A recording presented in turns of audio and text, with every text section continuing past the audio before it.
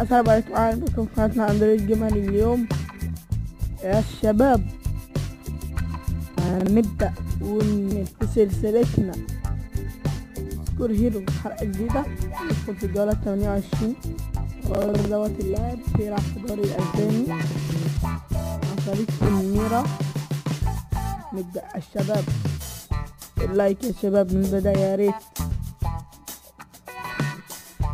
فرصة خطيرة ويصوبها فين؟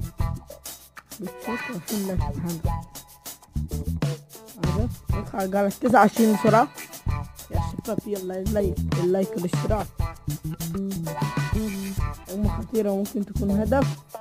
فين؟ حارس المرمى لكن فين حطها؟ فين؟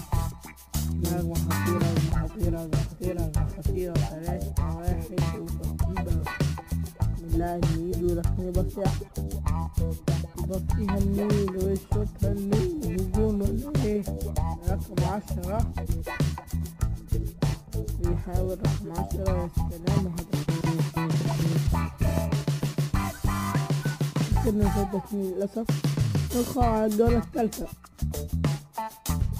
جولة شباب خطيرة من هنا وتصويبها هنا حلو، ولكن فين؟ هذه مساعدة، لكن مساعدة طويلة. إذا نشوفها طويلة هو يا ولد يا حاج ونعمل ايه؟ لكن هدف الحمد لله. ندخل على الجولة 31. ليتس جو على طول يا شباب. هجمة خطيرة هجمة خطيرة وممكن تكون هدف. يا رب يا رب شوطها على طول يا ابني، ما تستناش على طول. الاسيست روعة. ما تشوف الاسيست، بص الباصة وبص الولد يدخل ويصوبها على طول. ندخل على الجولة 32 على طول. هجمة خطيرة واسيست ليا ولا ايه؟ يا سلام على اسيست روعة. بص على التمريرة، بص بالكعب يا حبيبي. التصويبة ايه؟ عن طريق برشلونة وريال مدريد. هندخل على الجولة 33 في الحلقة، مش في الحلقة يا شباب، في اللعبة سكور هيرو. بص حلو، هجمة خطيرة هجمة خطيرة ومن بعيد هل يقدر يسجلها؟ يا رب يا سلام يا سلام. سلم لو في هدف عالمي هيبقى هدف كبير. يبصيها برضه مطلوب. بس الناحية التانية في لاعب داخل يا سلام. رقم 19 على الطريق مين في مباراة الكاميرون؟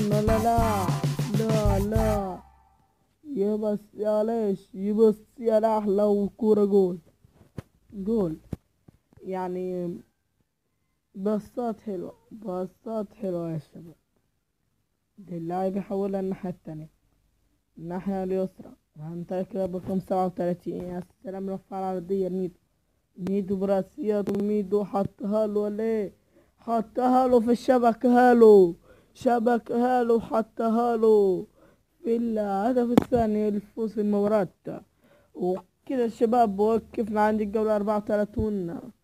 لا تنسى تدعمنا باللايك والاشتراك والشير. معكم محمد من قناة اندرويد جيمر. سلام.